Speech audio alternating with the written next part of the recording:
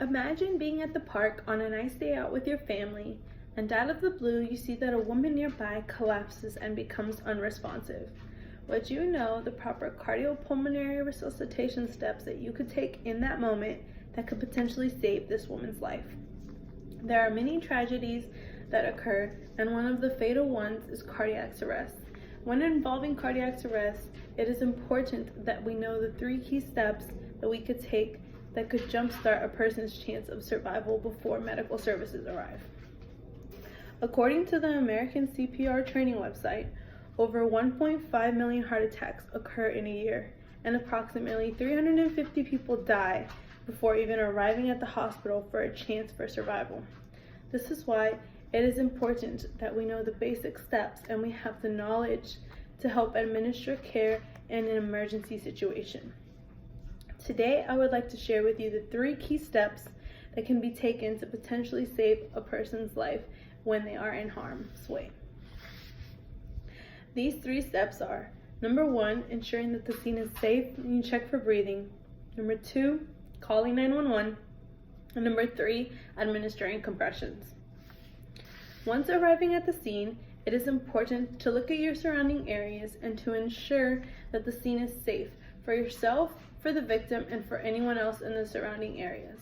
When you are checking for the scene is safe, ensure that there is nothing around that could potentially cause more harm to the victim. When doing so, for example, if there is a fire that is occurring, ensure that the victim is no longer in the fire and ensure that everyone else around is safe. When ensuring that the scene is safe, it is okay to go ahead and proceed to help the victim. When you are proceeding to help with the victim, ensure that there is enough space to move around and ensure that there is enough space between the victim for when medical services arrive. Once the scene has been deemed safe, then it is okay to move forward and to check to ensure that the victim is responsive. When checking for the victim to be responsive, you can move them, you can shake them, you can speak to them, and when doing so, to try to get their attention, if you see that they are completely unresponsive and you see that there is nothing that you can do to get their attention, then that is when you immediately call 911 for assistance.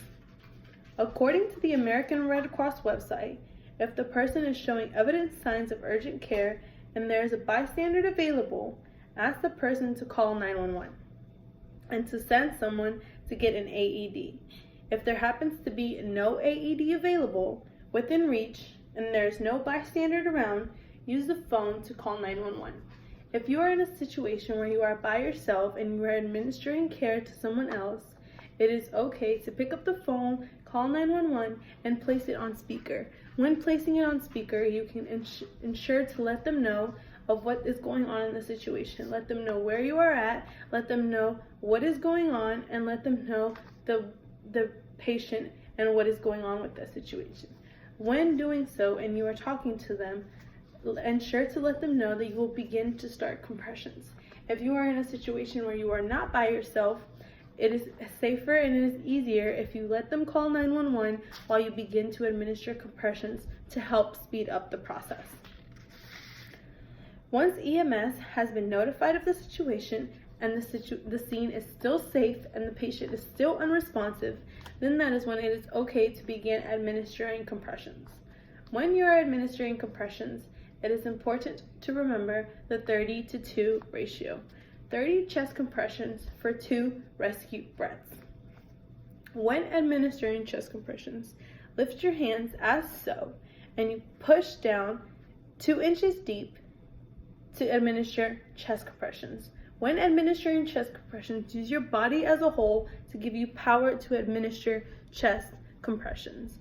If you are in a situation where you are by yourself and you are giving care to someone else, then continue to pursue chest compressions until medical services have arrived. In doing so, make sure that you still do 30 chest compressions and 2 rescue breaths.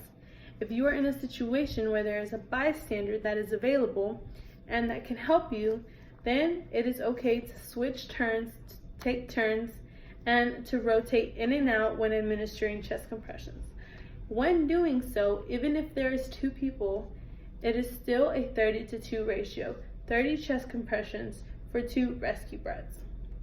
When doing so, ensure that the victim is still unresponsive and continue to do so until medical services have arrived. Once medical services have arrived, that is when, at that moment, you ensure to let them know everything that happened in the situation. Make sure that you let them know what is going on, and do not stop chest compressions until they have completely taken over. Once they have taken over medical services, then you may stop with chest compressions.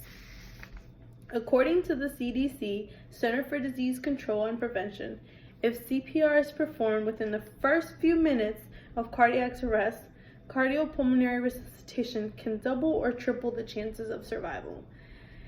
In just a small amount of time, chest compressions can make a big difference in someone's life. There are many things that happen throughout the day. There are many accidents that happen as the day goes on, and we never know when we're going to encounter a situation, whether it be ourselves, whether it be a loved one, whether we're simply driving to work and we encounter an accident on the road. This is why it is important for us to know the 3 basic steps that we could take that could easily give a person a bigger chance of survival in case something were to happen to them.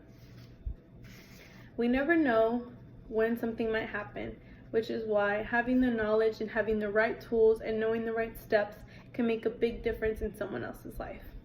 Thank you for listening.